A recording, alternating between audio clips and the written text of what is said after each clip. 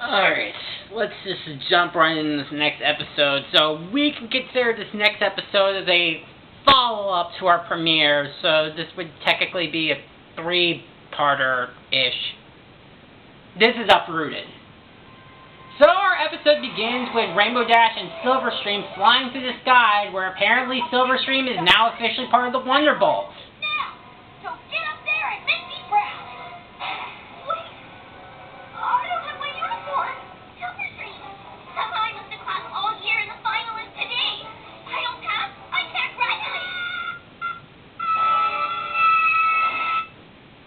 Okay, so obviously we can tell from the visuals and the fact that we've seen both Silverstream basically now interacting with both Ocellus and Yona, we can pretty much tell by basically the design that essentially it is a dream. And essentially, and also a bit of a callback from What Lies Beneath with Smolder liking tea. This is a must.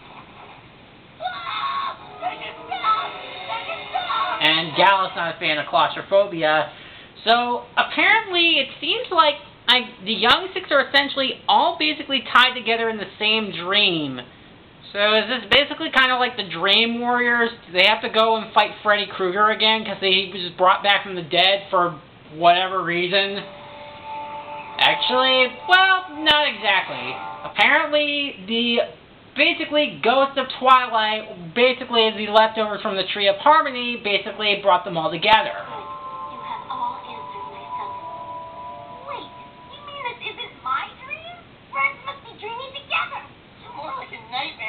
I know, right?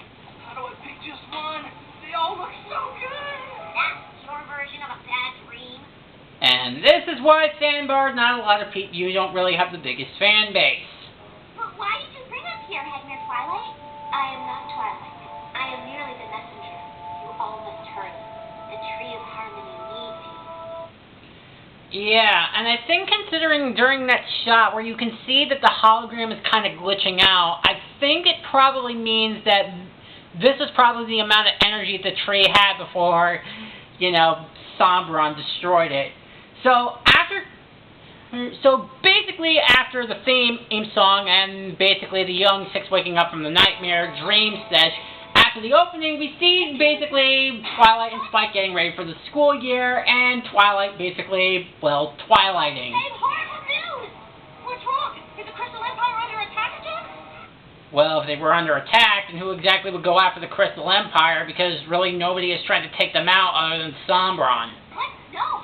We only have 20 highlighters, and they're all orange. How every creature color got their nose? I know some people that just use the same highlighter to highlight everything. I'm pretty sure you're the only one that does that. Still, 20 isn't enough for the new school year. They got plenty of time to order more. And just when he says that, the Young Six come barging in, and we actually do get a little of a continuity nod to basically wondering why exactly they didn't show up in the premiere. Don't feel bad it didn't reach out to you. We kind of have a special connection with it after last year. But the tree couldn't have called you. It's gone. Sombra destroyed it. Well, it's good to know that she's able to rip the Band-Aid off right away on that. Maybe next time, ease in with those street thoughts. Well, hey, you certainly did it better than Yakety Sax. What about the elements of harmony? Those are gone too. But doesn't that mean the Everfree Force will take over Equestria? We've got that part under control. And Sombra won't be coming back. So, some good news, right? Yeah, I do kind of wish. It does actually kind of raise the question: is that now that Sombron's gone, how exactly is the Everfree Force going to remain under control with the Tree of Harmony destroyed? The show kind of never really gives us an official answer. I mean, I'm sure there is an answer on the My Little Pony Wikipedia page, but I'm too lazy to look it up.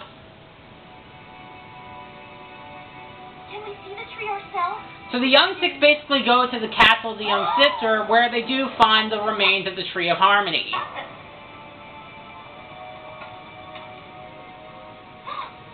If only we hadn't gone home for summer break.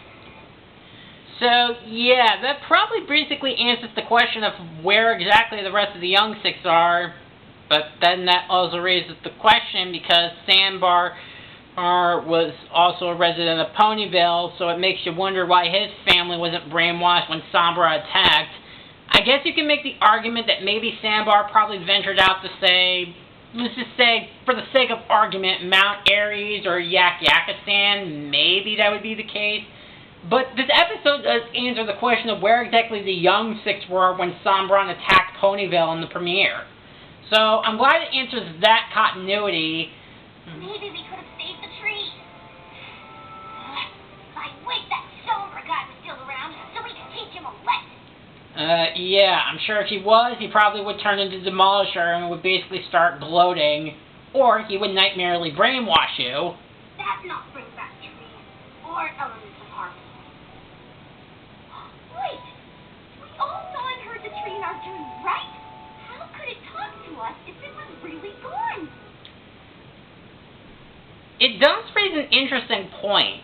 I think it's because since the tree is like an entity that's constantly growing and evolving, it must have sent a piece of them into their dreams.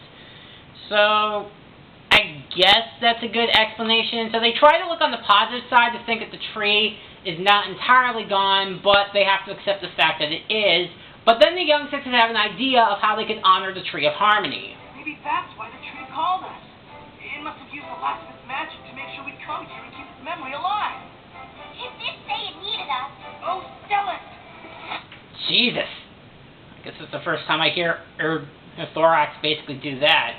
So apparently while Thorax basically tries to bring Ocellus home for whatever reason, I honestly don't really know, but the Young Six basically step in and kind of fill in Thorax of what exactly happened. We have a dragon quest! But she's not a dragon. You know what I mean. It's really amazing to see Thorax become the great leader I knew he could be. This quest for all Yona friends. We need to help Tree. And it might take a while. Can we stay at their twilight? So essentially they're able to get permission slips to basically try to... What? Like to be prepared. I really love it. So we then get a montage of essentially the Young Six basically doing their things in their native land in order to get permission slips from the native rulers to essentially basically help out with fixing the Tree of Harmony. As I guess maybe Smolder gets Ember's permission from arm wrestling, but it's a dragon thing, so I'm not one to argue. In Yakistan, we see Yona pretty much helping out her family and taking good care of them and doing all the chores for them, which allows her to go. And I really like Gallus' mission. It's essentially like he goes to Grandpa Gruff and signs for the permission slip, but before he can say anything, Grandpa Gruff's like, okay, here you go, get the fuck out of here. I don't know why, I just find that scene to be pretty hilarious. And we see Ocellus' parents just basically kind of sign it with doodle oil all over the place. But Silverstreams is actually interesting because without really speaking, and she actually shows her parents what exactly went down and why she wants to have the permission slip signed. So really, Silverstream's kind of the only one of the Young Six to kind of give context to basically what happened.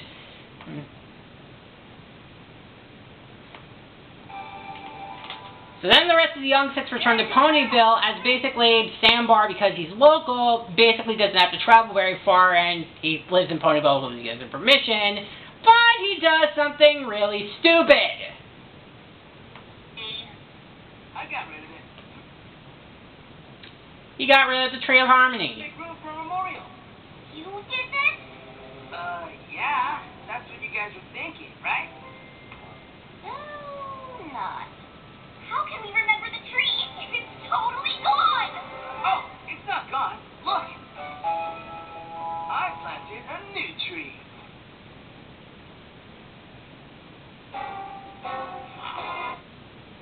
On purpose.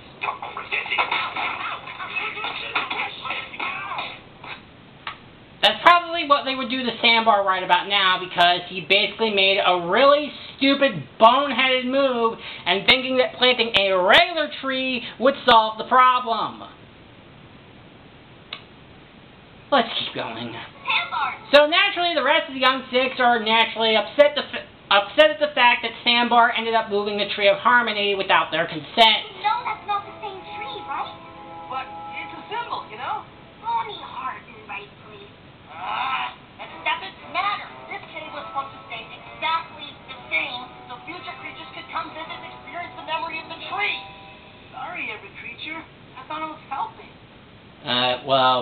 Well, like I said, your heart was in the right place, but you made a pretty boneheaded move, not thinking for 1 second that maybe moving the tree would get them upset. So essentially they would try, so the rest of the young six outside of Yona try to come up with their own solutions of how they can honor the Tree of Harmony. A museum with all the tree's history and artifacts. Or a really big and imposing monument so every creature knows how powerful the tree was. I think we should turn this cave into a place for creatures to reflect on the tree's true gift, the elements of harmony. I don't know why, but Ocella's just saying it the way like that just cracks me up somehow. Boring. I like my idea better. It's more perfect than another tree. Why would have no Twilight one? So, in case anyone missed it, basically, Ocella's wants to create paintings of the history of the tree. Gallus wants to make a museum out of the tree. Smolder wants to make a monument. Sambar wants to do whatever he just did. And Ozelis wants to make a Zen garden. Yona actually wants to try to either make the rest of her friends get along and thinks that all their ideas are great. And naturally, this does not turn out so well, as when Sambar tries to plant his tree, basically Gallus tries to be a showman to basically advertise how great the tree is, even though he just learned about it like a couple episodes ago. Come, see the birthplace of the tree. Grown from the tears of a basilisk, and tended day and night by pony magicians. Yeah, and especially one of those magicians is basically your teacher, and the Tree of Harmony was basically made... Never mind. Truly one of the wonders of Equestria. And he's telling this to ponies who probably know about this already. So while that's going on, Sambar ends up getting iffy because he's basically treating the baby tree like it's its own baby and gets into a spit with Gallus. Yeah, but mine makes more sense. Whatever. Can you just keep it down? A sapling doesn't like the noise. God, it doesn't belong in the tree's memorial anyway. And if you think this is great, just wait until you see the mystical cave of harmony. I'll give him this. He's certainly a better showman than Flim and Flam. But we see Yona not really happy with the fact that all this is going, and tries to talk to Smolder, who is basically trying to make a carving of the tree. I'm not finished yet. And honestly, I'm kind of having a hard time remembering what the tree looked like. I can't believe I'm already forgetting.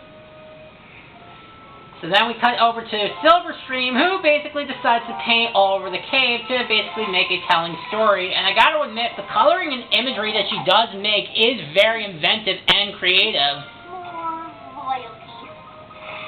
Careful, Yona. It's not dry yet. What is the grip painting? It's the tree, silly.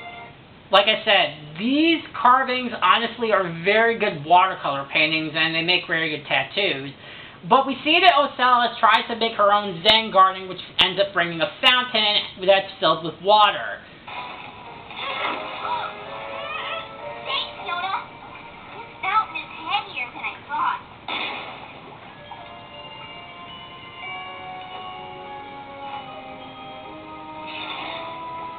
It's for creatures to look at as they honor the tree's memory in quiet thought and contemplation. I got some help and guidance from the counselor at our feelings forum back home. Was it also the same one that basically gave up when Thorax's brother basically couldn't adjust to the lifestyle, but I'm sure they probably came back after basically his brother, Theranx, finally reformed? Only positive energy will bloom here. Wait, you can't go here. But we see that eventually everything starts to boil over as everybody starts to collide with their own ideas, and essentially it just basically spins out of control. And I should also mention that during this moment that Sambar almost gets killed, and Yona has to step in and save it. My meditation garden is ruined. Why couldn't you have been more careful? This never would have happened if you would all just listened to me. And made the tree some kind of roadside attraction? No thanks. Says the guys that got rid of the tree in the first place to make a very stupid... I'm not going to dwell on it. But yeah, so essentially the Young Six essentially start to fall apart, but Yona actually steps in and tells them all to stop arguing. Friends doing this the wrong way. I'll remember a tree of harmony for what tree was, not what tree is. You mean gone? No. Yona means even though tree not here, tree here. In the heart. Tree made friendship even closer. That's right. We ran away to be together right above this spot. The castle of the two sisters. And later on, the tree tested us to show us we're stronger as a team. It did call us all here. You mean the tree of harmony lives on in our friendship? Wow. I can't believe we just got schooled by a gap. Yeah, well, outside of that being a humorous line, essentially it's Yona who's the one that brings the Young Six back together to essentially realize why the Tree of Harmony called them in the first place. I think it really goes to show of how much Yona has kind of absorbed over the course of 2 seasons and how much friendship means, and that she's a valuable asset to this group. So it really goes to show how far Yona has gotten through learning with the power of friendship, and especially from what we saw with her looking up to Rockhoof in A Rockhoof in a Hard Place, we see her apply that same logic here. Yes, no thing's not forever. That's like smash and rebuild. I think we So she gets the idea to essentially use the leftover pieces of the Tree of Harmony, have idea. which basically it turns out that Sandbar never really got rid of the tree. He just hid it in a place that they wouldn't find. So why exactly Sandbar didn't tell the rest of the Young Six in the first place, I don't know. Where did you find it? Oh, I didn't move it too far. It was kind of heavy. And you're just mentioning this now. Yeah, would have been nice to know, Sandbar. What's important is that Yona bring back Francis so friends can rebuild. Rebuild what exactly? I know. So they get the idea to essentially make a clubhouse, and while it may not seem like much, they all basically get together to try to basically make... They basically get together to try to make a clubhouse. And believe it or not, this leads into the first song of the season, The Place Where We Belong. Now, like I said, I do think that the song is definitely very good. I think it's because I really like the fact that we actually get to hear the Young Six perform this song. It honestly is nice to see them all interacting. It's kind of like hearing basically the Land Before Time sequels before the 8th movie, where it's basically nice to see them all working together and just basically rebuilding the tree. And I think it's really nice to see them actually be the next generation of friendship, where they basically do what they can to not only put the tree back together, but seeing how they're willing to help each other out.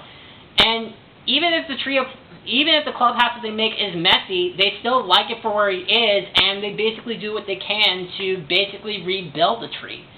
And they're all there for each other, and just to see them just put it together, and we see them make this pretty interesting clubhouse, which may not seem like much, but they do enjoy it for what it is, and then... Oh, what's happening? It's like magic. Everything you're out.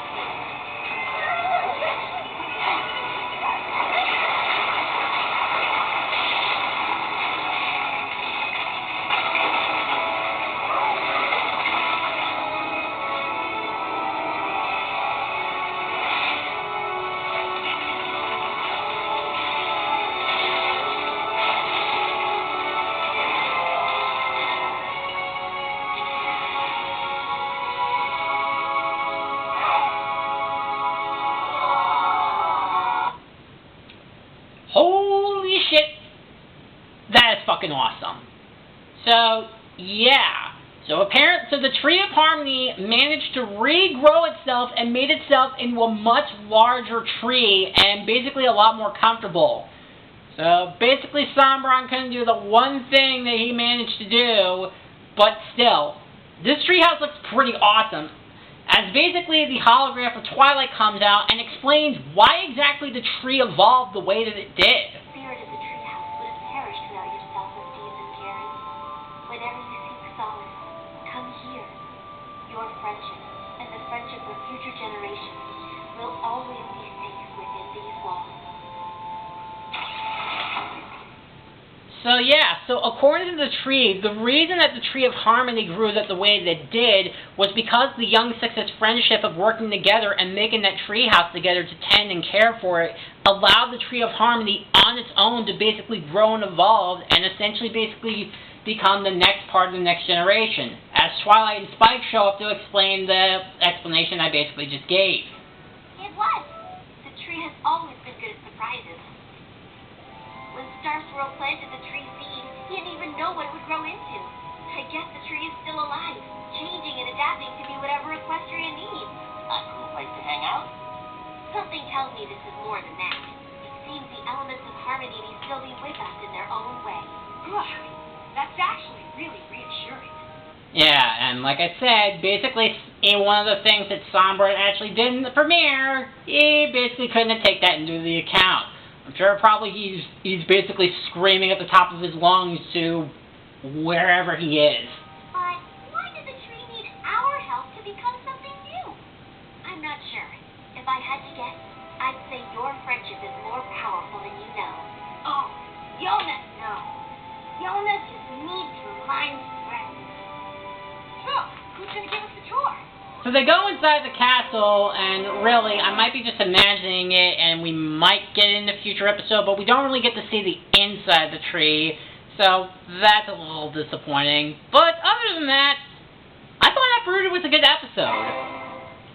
I really do like this episode. I think it definitely serves as a follow-up to basically the season premiere, and just seeing how basically the Young Six do with having to deal with the loss of the Tree of Harmony.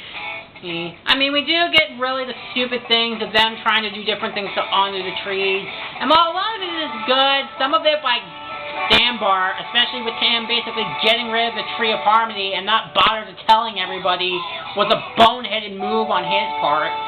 And I guess really we do kind of get that point, but that's kind of the point of the episode, as I really do like how Yona is the one to kind of bring them all back together and explain why they were brought together in the first place. And the tree itself basically evolving into what it is honestly very interesting not to know, and to show that the Tree of Harmony, as well as the elements, are not necessarily lost. They can adapt and change and reform. And I do like the song in the episode. It's basically nice, cheery, and upbeat, and I really like the positivity that it brings.